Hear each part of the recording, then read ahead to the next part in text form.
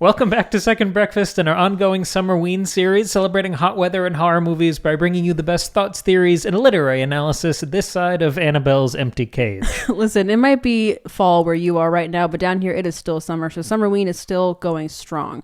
Okay, so we're talking about The Conjuring Last Rites, which is the fourth and final mainline Conjuring movie, not to be confused with Annabelle and all the other side spins. Jesus Christ, what are they called?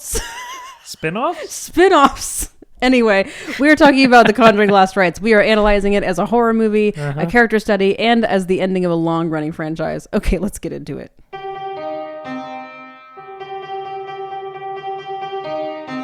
A stellar intro as ever. That was right. Good. Just brain fart off the rip. Do you want to do it again? Or are you happy with that? We're live. Are we live? Well, no. I mean, we're recording. What if this it's was not live? But all right. What if we did a First live? impressions are everything. Welcome back to the show. Okay, so Conjuring number 4. Technically, even though it's not called Conjuring 4. This is technically The Conjuring Last Rites. I think a good place to start is the fact that we have never, in 557 episodes, we've never covered a Conjuring movie. Yeah, how has that happened? Because The Conjuring is so important, especially for you. What are we doing? Well, I think that's why. Okay. I think that's why I haven't brought them to the show. Yeah. So, yeah, I grew up with horror, kind of universal monster movies, and then I got into some mainline horror and Saw, and the things coming out at the time, some Final Destination, a couple of the classics, but not many of, the big slasher pantheon, the Michael, the Freddy, all those. I didn't hit those until later with you.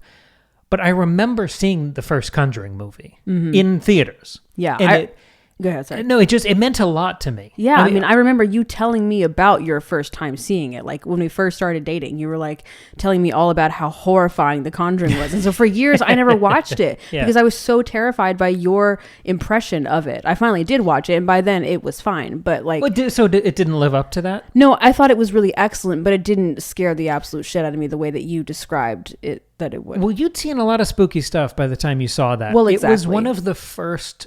I saw Paranormal Activity when that came out, but that was almost a cultural event more than me liking horror movies. Right. This one was as I was really leaning into the genre. This was one of the first theatrical experiences I had. And I've always talked about, I'm afraid of two things, old people and home invasions. Not really old people in this one. It's a safe space for that. Right. But it's definitely a paranormal home invasion kind of thing. The home is being invaded in a very terrible way. This is the first one is such a good haunted house film. It means so much to me. I love the way the film is cast. I love the way that first film looks. How suggestive it is with the body that's hung on the tree outside. Of course, that tree. I think this... the thing on the dresser. Oh my God, and the clapping on the stairs. Oh. It's just...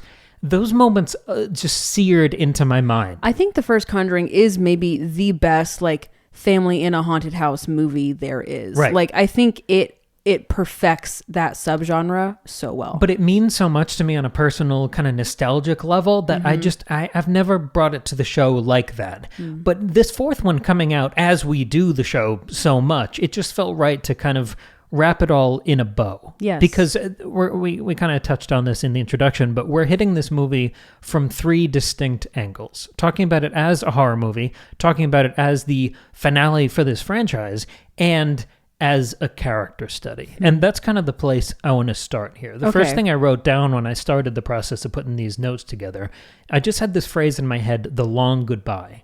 Because the movie's long. I didn't think it was bad long, but it felt long for a horror movie. Yeah. And I think it was that I was struck by how many kind of repeated curtain calls we had for the Warren family as we wrap up this central saga about Ed and Lorraine Warren. I was going to say, it makes sense when you're ending your franchise. I get that impulse to do that. And it wasn't like one of them was dying. There's always kind of a threat of one of them's in danger. Yeah, Ed might have another heart attack, yeah. But even compared to previous movies, I feel like there was more mortal danger for one of them. Yes. In the third one, it was about Ed and the heart attacks. And remember there was that dream that Lorraine was having of him being impaled? Yes. Was that the second one, I think? I think it was, the second. Correct us if we're wrong on that has one. the introduction to the nun, right? The second one? I believe so. So yeah, that's that one, yeah.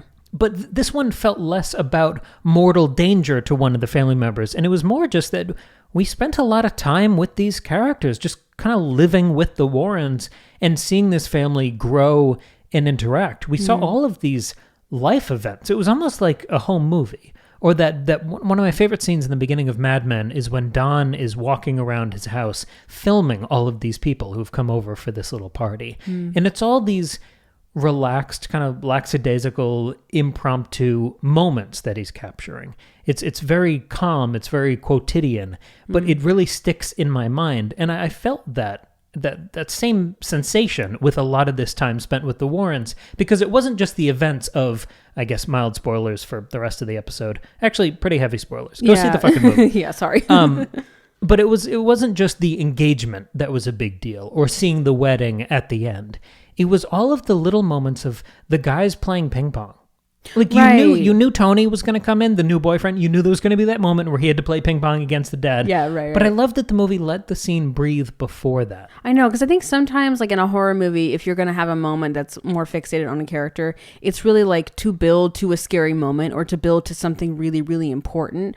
This was like, it was serving a larger purpose, but it wasn't like serving the purpose of a scare or a plot point. It was just character building. Yeah. And I really liked that about this movie. Yeah, we got to live with the Warrens in a way that I don't think we have in the others. Like, we certainly get a lot of those characters in the other main Conjuring movies, like, of course, but it didn't feel as like those really felt like they were serving scares or plot points in a way that these weren't necessarily doing. Yes, there was a confidence and a sense of calm to this movie that I liked. I like that structure, comparing it to how the scares are built, because there is a ramp. It's kind of like a roller coaster where you go up to the top and then you fall down, you get the big scare.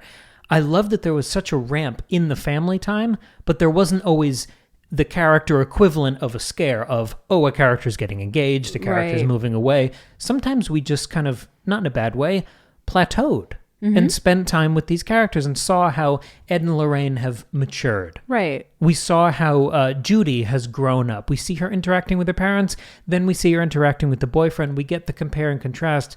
There was a lot of just good drama. Right. Like, character work almost feels too imprecise a term. There was a lot of good drama in this film. Yeah, and then of course when it does like build, that contributes to it building to the end, when like a lot of big scary shit is happening, it makes it all mean more, obviously. Like, it makes you more invested in it. And I've said before, I think the best horror movies get you invested in their characters before really, really scary shit happens, and that makes it all more impactful. And this one's in a tricky situation because it's kind of pushing in both directions there, where it's furthering the investment in the characters here so that the end of this movie feels more impactful, but it's also paying off the investment that we have from the previous films. That's true, yeah. So in itself, the character moments are the payoff.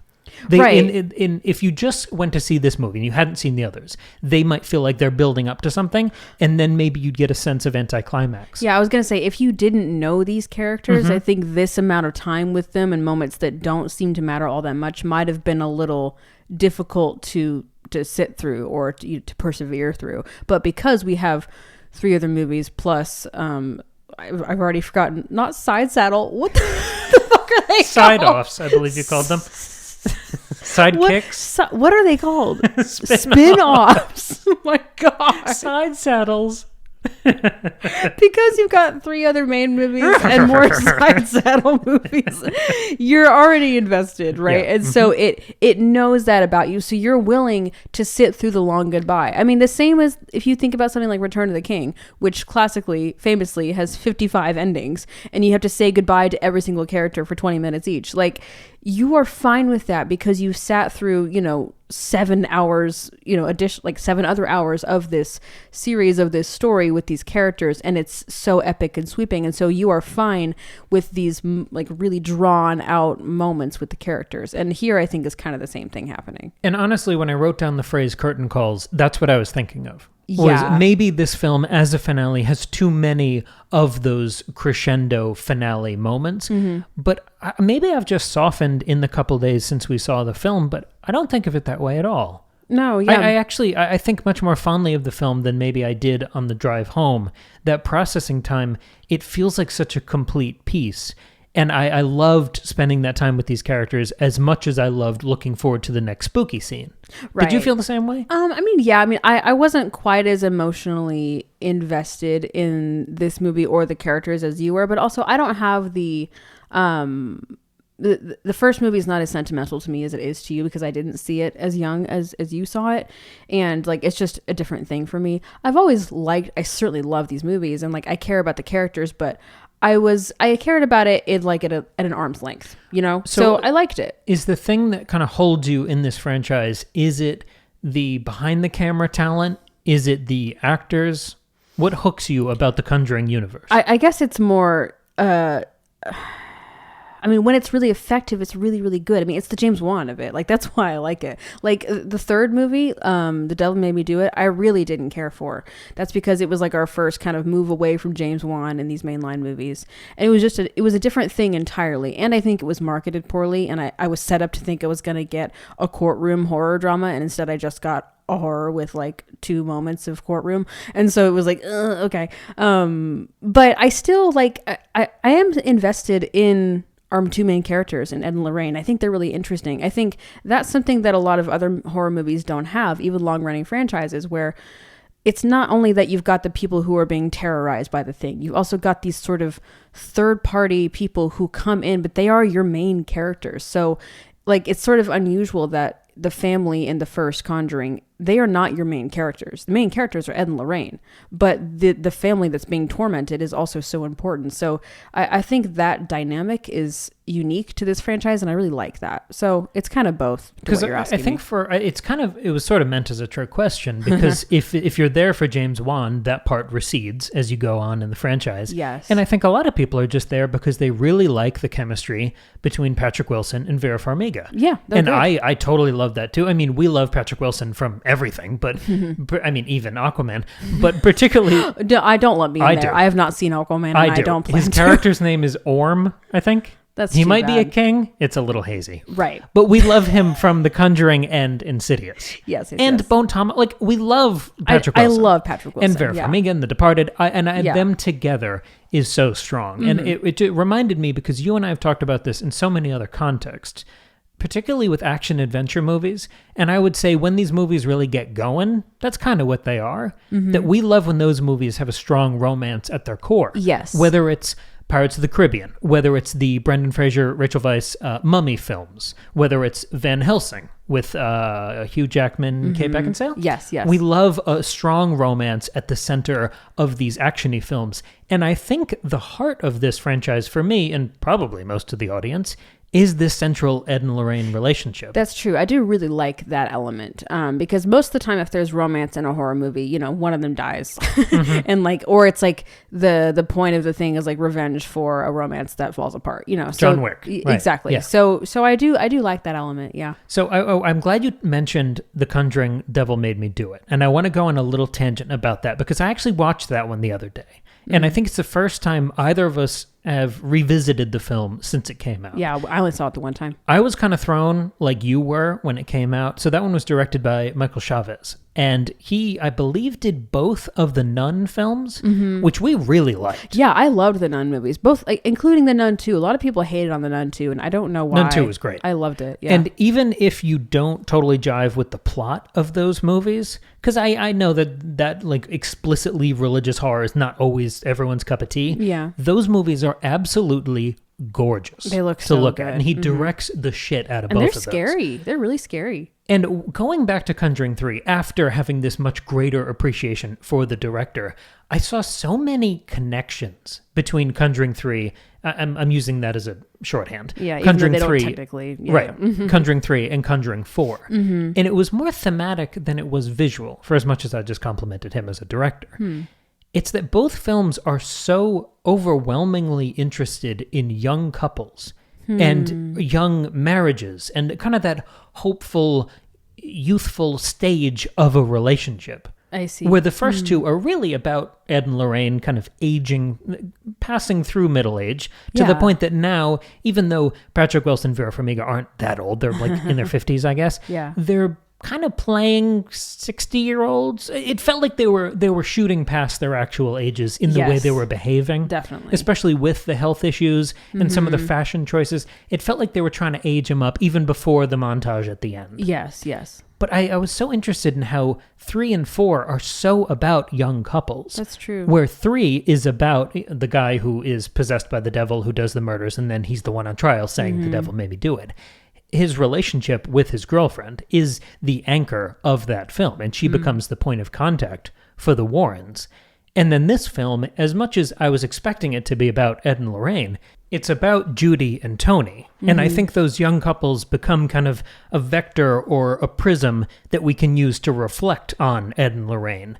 But they also they do seem to be the central interest for both of these films. So if those are the primary interest of 3 and 4, then the secondary interest, kind of the second fiddle in those stories, are the horror as it relates to the family. Yes. The Warrens and their counterparts, their mirror images. I was going to say, yeah, I feel like in all 4 of these movies, like the Ed and Lorraine kind of see or project themselves onto whatever family they're helping. Yes. I mean, not directly, but I think most directly here, because like you said, if you're talking about these young couples and like the world is ahead of them, their lives are ahead of them, when you've got, Judy and Tony looking at this family that they're helping in Pennsylvania. What are they? The Svens, the Srens? No, it's even worse than that. It's the Smurls. That's horrible. That's too bad. I mean, I know that those are the real people's names, but like, come on, change That's a shame.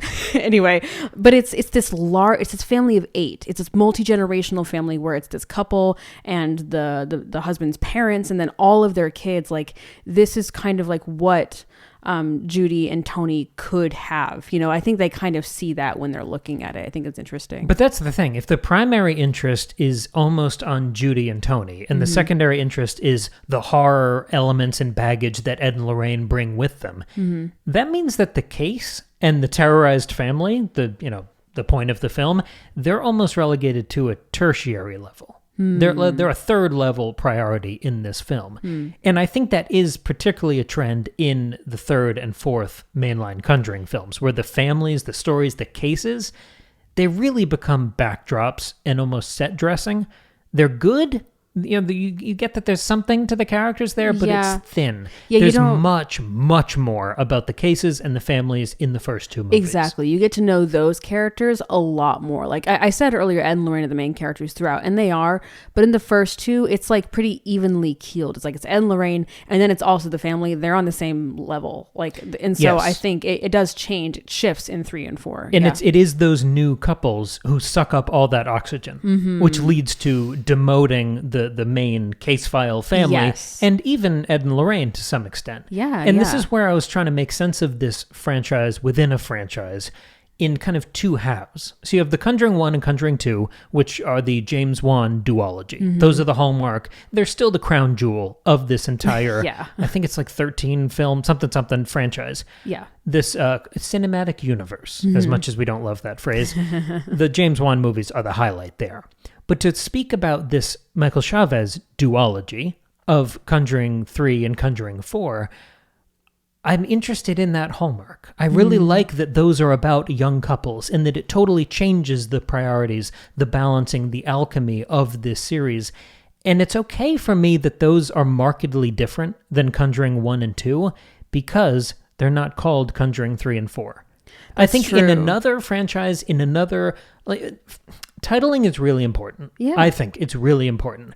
If anyone's seen The Godfather, I'm going for low-hanging fruit here, the fact that Coppola wanted to call Godfather Part 3 The Death of Michael Corleone, instead of The Godfather Part 3? Yes. Yeah. That sets a wildly different set of expectations. That sets up the audience for a completely different movie. It feels like a spin-off. It feels like an additional chapter that's not really sequential. It's just a different thing in the same universe. It's a coda. It's not part 3 that you should judge on the same scale and ambition of 1 and 2. The fact that we never got a Conjuring 3 and they just moved to these subtitles, which feel like, to use your word...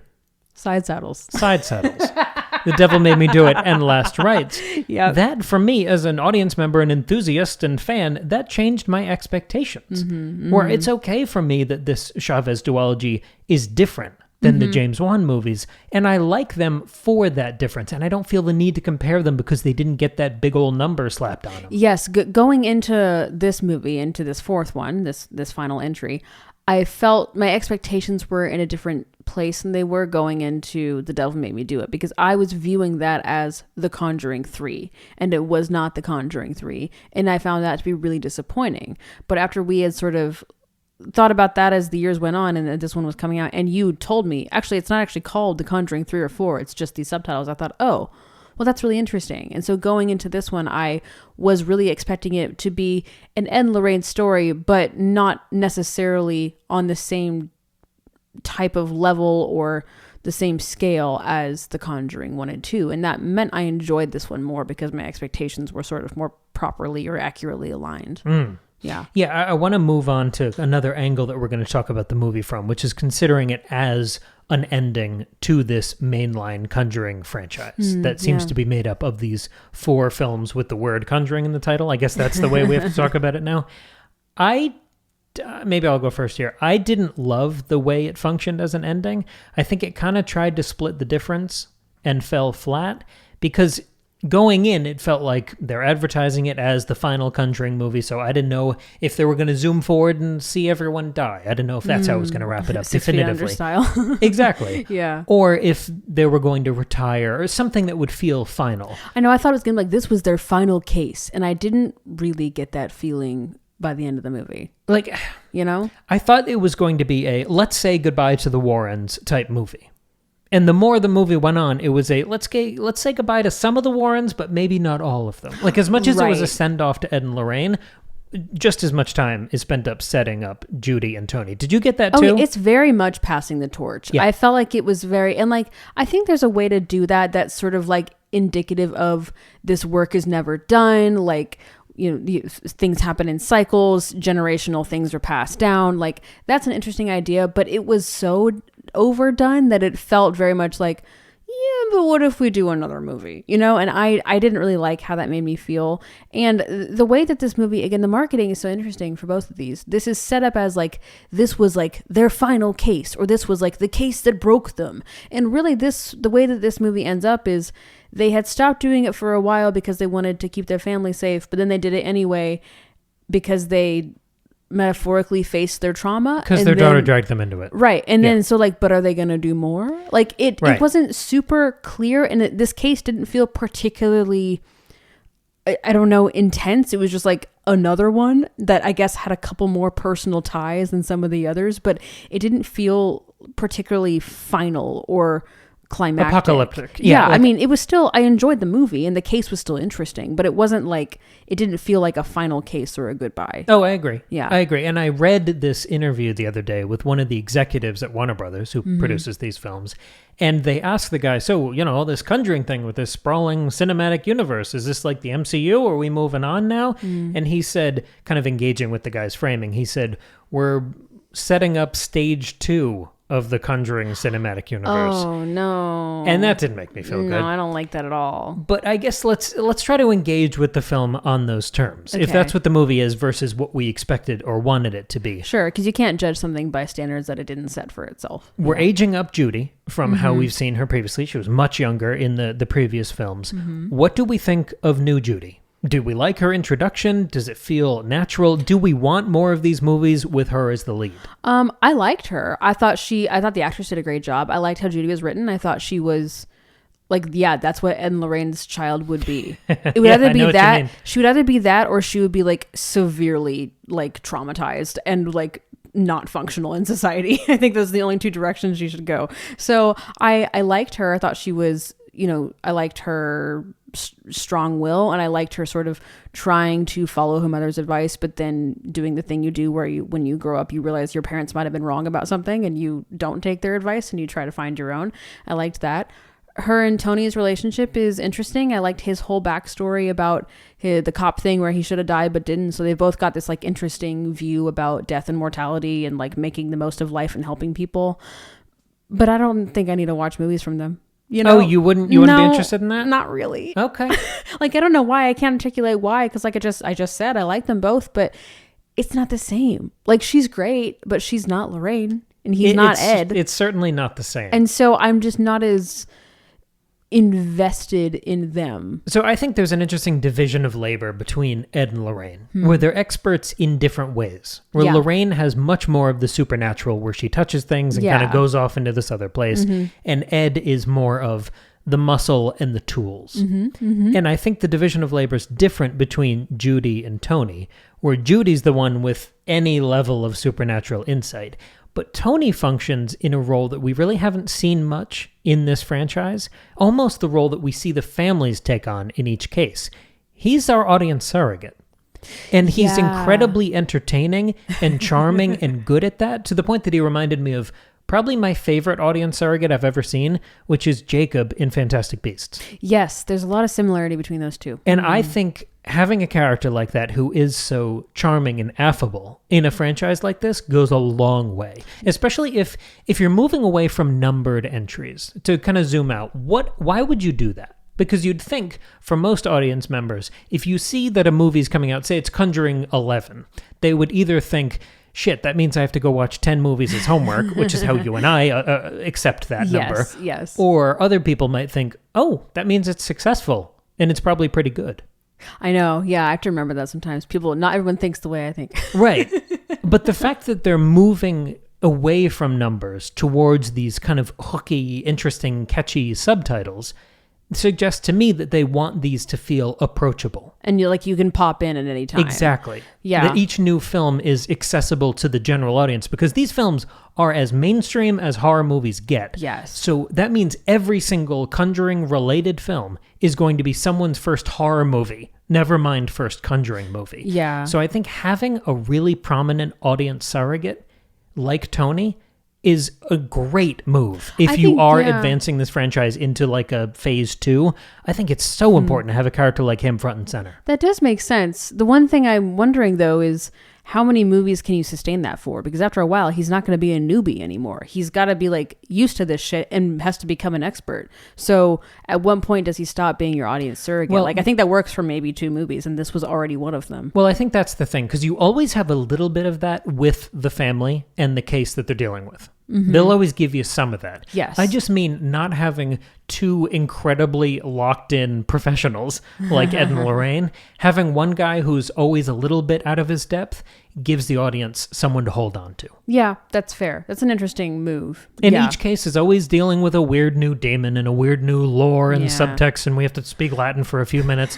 So I always want to say Toby. Nope. Tony's Tony. always going to be a little bit out of his depth, and I think you can play that for humor, you can play that for warmth, and he can be the character that we have to explain things to so the audience can follow along too. So you would follow a Judy and Tony led movie without Ed and Lorraine? Yeah, I think so. Interesting. I really like Judy, and I love what you said about her being kind of a combination of her parents. But I'm sorry, I'm blanking on the actress's name, but I thought she was fantastic. No, she did a really good job. She's got an interesting look. I like the way she delivers the lines. There were only a couple moments I could tell she was British, but I mean that's fine. That happens. That's fine. Was she the same actress who played No, Judy? because they aged her up. Okay, I don't know how much time has passed between these movies. I can't remember. No, okay. They had to recast Well, her. it was good casting because I thought, have I seen her before? So I thought she was great. Yeah, that was good. She reminded me a little bit of the first few things I saw, what's her name? Sophie Thatcher in.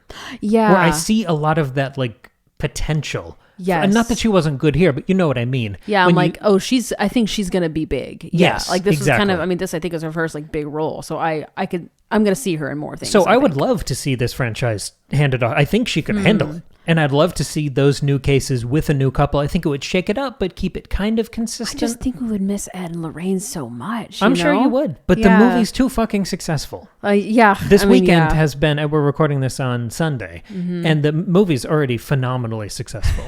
So I think if we're set up to inevitably make more of these, I think that's all right. I'm there for that. Okay. And I want to shout out something else, because I was talking about the Chavez Duology and this focus on young couples. I really do think this functions as the end of Ed and Lorraine's story, particularly because we see flashbacks with them. Yes. And that means we get to see them momentarily as the object of fascination as a young couple. Yes, I did really like that mirroring and that getting to flashback with them, and especially because as it relates to Judy, because it's her being pregnant with and then giving birth to Judy. So I liked that a lot. And huge props to recasting Ed and Lorraine for the flashbacks. Oh my God, instead imagine. of digital de-aging. For a second, the casting was so good that for a moment, we both thought it was digital de-aging. We looked at each other like, oh, fuck. Because, listener, I cannot stand digital de-aging. There are millions of actors in the world. Just hire a person. What are you doing? Have you ever seen the behind the scenes photos of, remember when Luke Skywalker popped up in The Mandalorian? Yeah. And when he was wearing the black outfit, when he's got the hand and the green lightsaber? Yes. The guy that they hired to play young Luke Skywalker, and they put all the stupid dots on his face, and then they grafted Mark Hamill CGI on top of him. Yep. The guy could not look more like young Mark Hamill. I just don't understand, I know. like, how do you, I'm going to get off topic, but just like have But faith in huge the props. audience to be able to understand how acting works. But Like, this I is- understand that that's not Patrick Wilson 20 years ago, but like, I'm a grown human being with a fully developed brain. I can still understand that that's meant to be Ed. Like, come on. So I'm so glad that they cast real actors for this part. of the And movie. for most horror movies, the digital de-aging isn't even an option. yeah, But when you're it should talking never about be, but yeah, 12 films deep in a franchise that has a $50 million budget, a hugely successful there's a risk franchise. that they could have done it. So Right. huge props to them So not doing that. These actors were great. They did a really good job. Of course. And as much as I like this new couple and I'm wishing them luck and I would watch movies with them as the new leads, that closing montage, that got me. Of Ed and Lorraine Oh, yes. aging up and her Yes. showing him their future and them growing old and having the grandkids and being at the wedding. Yeah, and that was cute. That was really nice. that really worked for me Yeah. because I think the central thing about this franchise has always been that I'm really invested in this couple and Yeah. particularly in their relationship because every time one of them is in trouble, I'm thinking about the other one. Right. And you know what it is, especially like, interestingly, these last two movies have been really fixated on this idea of young couples, but still with the backdrop of Ed and Lorraine, who are no longer a young couple. I feel like we don't get a lot in movies or books or any like entertainment stories about couples who are no longer young, who still really love and are dedicated to each other. If a couple has been together more than 10 years in a movie, they hate each other. Like, that's just what it is. It's like, it's about the marriage falling apart, or it's about them no longer loving each other, or it's about life getting in the way, or it's about one of them's dead. Like, it's never, we still love each other and are dedicated to each other even as we age. And I like that these movies really fixate on that. I think that's really interesting. There's a natural progression there. It's the passage of time, where in the first two movies, relatively, Ed and Lorraine are the young couple. Right, And then in right. 3 and 4, as they age on, they have kids. The kids become the young couple. But you're right. I love that Ed and Lorraine remain prominent in the narrative as almost mentor figures of what a successful relationship can look like. I Yeah. really love that. And I think they are the heart. There is so much heart in their relationship that it is the heart of the whole franchise. And you, of course, see them like struggle and disagree, especially in, I think, the second and third one. But in this one, too, like, it's not just them being a perfect couple and they're happy. Like, they're struggling and going through really difficult life things together. And that's really exciting to watch. And that sentimentality, it goes beyond Ed and Lorraine. I liked how many returning characters we had in this film. Obviously, there were some cameos at the end during the wedding sequence. You got to see some of the Yeah. characters, the families pop up from previous movies. That was cool. But I really liked Father Gordon coming back, too. Oh, yeah. I thought that was a great hook. And it felt totally natural that there would be this kind of community of people who've gone through these horrible things. And of course, that means they understand each other better than someone off the street would. So Right. I really liked that intimacy that was developed through this. I really liked the cookout scene, the engagement, the birthday. It just felt warm and, more importantly, earned. Yes. But now we have to talk about this film as a horror movie. Right. You want We to haven't really start? talked about that. Yeah. I mean, The Conjuring is always scary. Like, all of these movies, like, to varying degrees. But like we said earlier, the Nun movies are pretty scary. Like, I actually haven't seen the Annabelle movies, like, somehow. I think because I'm too afraid, which I guess is telling. But Tristan did, and they weren't glowing reviews. I still Okay. would like to see them, but yeah, I haven't either. I believe one of them has the Warrens' daughters as, I think, leads, to the point that the Warrens are in it a little bit, Ed and Lorraine. So maybe Okay. Judy is in one of those. Yeah, I no, think that's why because- Annabelle popped up at the end of the movie. yeah, I think Judy's got a thing with Annabelle when she's a kid. But no, I thought that the horror itself in this movie was pretty effective. I mean, it wasn't like the scariest movie I've seen, but I was intrigued. I was invested. I, jumped and was freaked out in certain places. There were some things that didn't work for me. Like, the giant Annabelle doll was very goofy and honestly reminded me of the penis monster in Beau is Afraid. So that was not fun. Go check for out me. our Bo is Afraid episode. Anyway, I was like, oh, this is not doing what they think it's doing. But on the whole, I thought the mirror thing was nice and creepy. I really liked the scene where she's trying on the wedding dress. I thought that was a really good sequence. Oh, the mirrors. With the infinite mirrors thing and like the tapping on the glass and the creepy old lady underneath her. As far as the three spirits go, the three haunted spirits in this house, I thought the guy with the axe was really freaky. The young woman was freaky. The old lady was kind of funny looking. And that was like the first time you see her, you're like, oh my God. And then the next time you're like, oh, she kind of looks a little silly. So like not the greatest of horror elements in this movie, but it certainly wasn't bad. And I still really enjoyed it. Does that answer your question? Yes. What did you think? Okay. I mean, that's why I wanted to front load this with 35 minutes of talking about the character work. Because I didn't like the horror part of this at all. I didn't think it was good. Okay. And of course I wanted to. I always wanted to. Yeah. I always go into every horror movie wanting it to be the scariest thing I've ever seen. Or just fun or good or whatever. What about when the girl is throwing up the glass when they break the mirror? That was cool. No, it wasn't. I mean, the second she started gagging, I was like, oh, she's going to throw up the broken glass. I knew the it was idea, happen, but it just made me think of moments I've enjoyed better, like in Oculus when the lady bites the apple and it's a light bulb. I don't know. Yeah, sure. And I know comparison is the thief of joy and all those different things, but That's true. If you're going to do a big, scary, creepy mirror, like we already did that in Oculus. Yeah, but also the movie Mirrors with Kiefer Sutherland, which is also a formative fuck me up horror movie that I saw at a very transformative age. What a phrase, a formative fuck me up horror movie. Have you seen it? No. All right. Well, we're going to do an episode on that. Okay, sounds good. No, I don't think the horror worked for me at all. And the first thing was the creature design. Yeah. Knowing that this is a movie with some insane talent behind the camera and producing and all the, in the mix. Mm-hmm. I don't know how many more mainstream horror movies I can take where the bad guy is just Marilyn Manson cosplay. I know that he was incredibly, separate the art from the artist. But if you think about how influential a lot of those makeup designs were and musical eras for Marilyn Manson, particularly in the 90s, I feel like we are still trading on a lot of those looks and aesthetics. Totally. But explicitly, the black makeup around the lips, the bad teeth, and the big smile. Mm-hmm. I mean, I'm thinking of specific album covers that he looks like that on. So I see, there's a freaky guy with an axe coming out of the shadows. It's effective, but it's just Marilyn Manson again. And then you see the old lady, and I don't know. Yeah, it's been done. Maybe that's me because I'm too versed in this. Because you can, I did this one time. You can trace the lineage between the team who worked on the original score for the first Saw, and there is some continuity with people who worked with in the early parts of Marilyn Manson's career. Oh, interesting. There's a lot of incestuous stuff within there. So his stuff is not just embedded within the metal music world. Mm-hmm. It's perfectly within the horror movie ecosystem as well. Okay. So maybe that just didn't work for me because of the Marilyn Manson connection. That's totally fair. I mean, it's not doing anything new. Like everything that's done in this movie, nothing except for the giant Annabelle, nothing in there was particularly bad. It was just like, this has been done and you're not doing anything fresh. I've seen people throwing up weird glass. I've seen creepy mirrors. I've seen you can't even do a creepy basement scene because you already did that in the first Conjuring so well. And then to try to do it again here in a not as good way, it's like, okay. Well, this is kind of the trap of sequels, but it's also that I feel like the movie just kind of came to a stop for a while, horror-wise. Like the idea of a freaky mirror. I love the design of the mirror with the weird heads on top. That was cool. And it being kind of smoky and cracked. I'm all on board with that.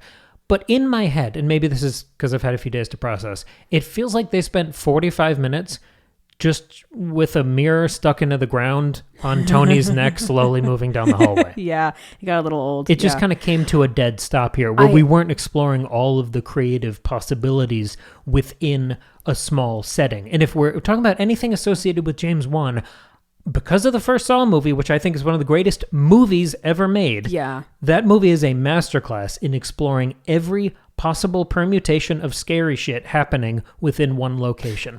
So I didn't think they did much with the house and the mirror during the climax, but also, I don't know, maybe there were a couple good scares or reveals of monsters, but I thought the monsters were weirdly under or unexplored. Yes, I think agree. we almost spent no time with the axe guy or the old lady. And Lorraine kind of rushed through her explanation of who these people are because it was totally tertiary. Mm-hmm. I mean, like you said earlier, like now that we've got like, okay, our main priorities are Ed and Lorraine, this fixation on young couples, the family being haunted, that's number 3. So the number 4 is like the actual haunting things, like the actual demon, the actual spirits. Like that was so not important. And so that was a little frustrating versus like, again, if you think about the first movie, the story behind the spirits that are haunting that house is so important to the whole movie. It's so central to the characters and what they're personally going through and how that maps onto each other and how they work it out. Like, and then trying to deal with the Bathsheba thing. Like, that's so good. And this is just like, yeah, whatever, they're creepy, they died, it doesn't matter. Like it just wasn't as impactful. And to call back to my Manson point, there's a metal song called Temple of the Fuzz Witch, or maybe that's the name of the artist. I don't know. Metal's funny with names. Yeah. But they use a drop of Patrick Wilson screaming Yes, Bathsheba in the beginning of the song. It's so fucking cool. It's really great. The horror just didn't really work for me here. As much as I admire how the movie was directed, I thought it looked fantastic. There was a confidence to it. I thought the environments were nice and gruesome and screwed up. It just didn't pack a punch for like fear factor. And I don't think it really stuck the landing like the last Insidious movie did. So there's another corollary. You can compare this to the other Conjuring movies, which I don't think is favorable as far as their role as horror movies. And also probably not even fair. Because we're talking about, like, they're not Conjuring 3 and 4, they're different things. But so, if you if a subtitled semi-quasi sequel to a James Wan haunted house masterpiece starring Patrick Wilson, that's Insidious the Red Door. And I thought Insidious the Red Door was much more effective as a horror movie, as a finale, and as a payoff of character work. I just happen to feel more emotionally invested in Ed and Lorraine. Right. Than the Lambert family. But I think, a lot of what's happening in Insidious 2 is what's happening here in Conjuring Last Rites, and it's done much better in Insidious 2. Yeah, that's interesting. I will say the one scare I liked in this that I thought was pretty cool, but was a little predictable, and by that I mean very predictable, was the phone cord being pulled into the pantry, because you see the kids doing it first, and then you go, oh, a creepy ghost is going to pull on it later. Like, that was fun. But like it was so there were a couple little things like that, which you see in something like Insidious. There are a lot of like subtle little weird house scares in Insidious that are so effective. There was some of that here, but it was not nearly enough. It was kind of discordant. I really liked the way they set up the family, and in particular, those two sisters. And I liked the way they set up Judy and Tony. And I liked that they continued with Ed and Lorraine.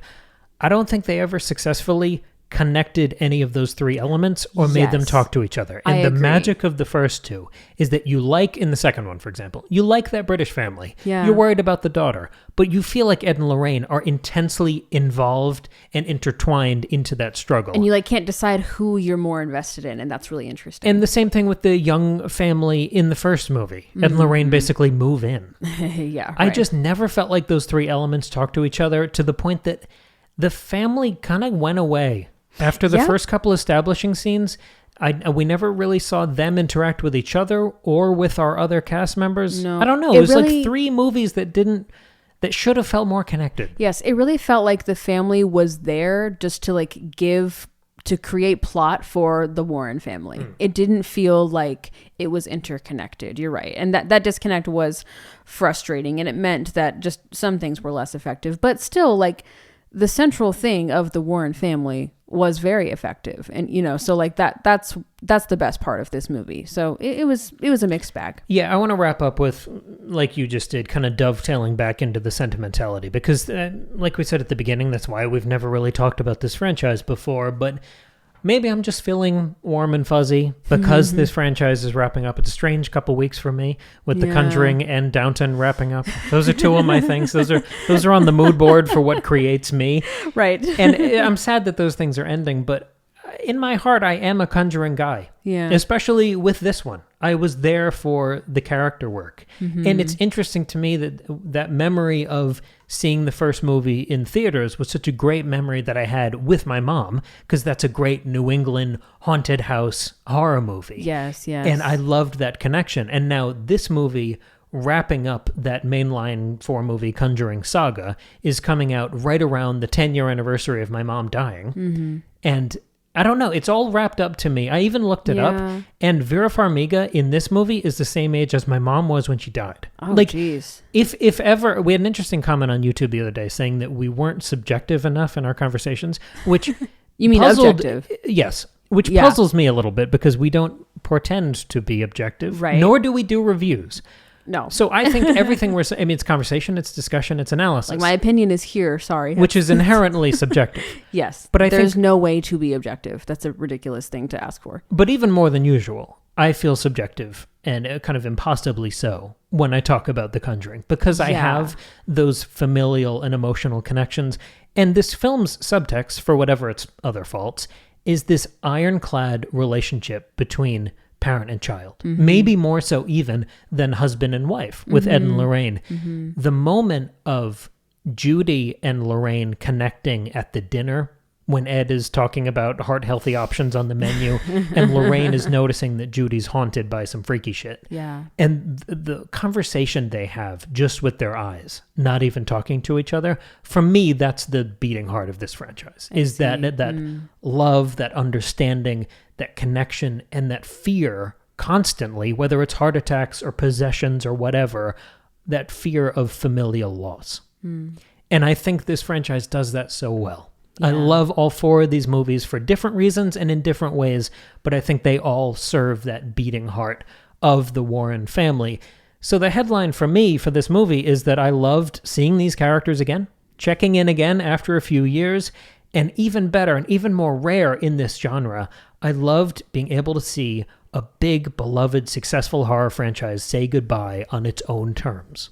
I did love that too. Yeah. No cancellation. No death of an actor. Yeah. No tragedy behind the scenes. No like random like final one they had to shit out at the end because of like it doesn't seem like they hate each other. No, they ended it when and how they wanted to end it, and that's pretty great. So it's all positive for me. Yeah, I mean that's like what's fun about any kind of art, but like movies, I think especially like. You can have a lot of things that you don't like about something on a technical level or even on an artistic level, but it can still be meaningful and impactful and special to you, and it can still work for you, even like if there are other things like elements that aren't. The thing as a whole can still be great, and I think this was great. Yeah, it's interesting. Let us know what you thought, because I've seen kind of reactions all over the map on this one. Yeah. So what do you think about this? Like, what makes a Conjuring movie tick for you? Certainly. And did this Last Rites film achieve that? What did it add to this series? And I think you're right. Like the Conjuring movies are the most mainstream of horror, and so that means you get a much wider base of fans of people seeing this movie, and right? a shittier audience. Well, yeah, man, I think every single person in that theater talked. I was ready to blow a gasket, but no, but it's whatever. I know I had to be like, Maggie, this is a movie for normal people, so they're gonna be talking. This is not a movie for freaks like me, where we're all sitting in like stone cold silence, like appreciating the art, respecting the art. Well, I know, as we all should. Doesn't matter. The art is the main thing. We are side saddle.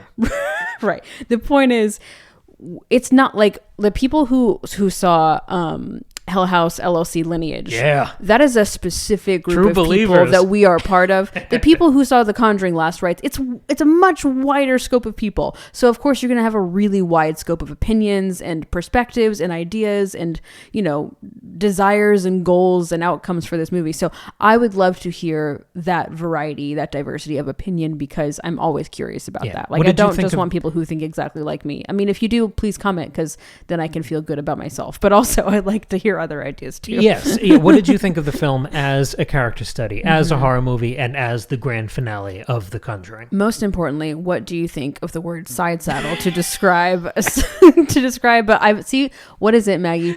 Offshoot. Seriously? Side quest. Side quest. I think that's where I keep getting caught up. I keep wanting to say side quest. I mean spin-off. Spin-off is what I mean. I'm losing my mind. The fear in your eyes. I was like, please help me. Save me from this precipice. This torment.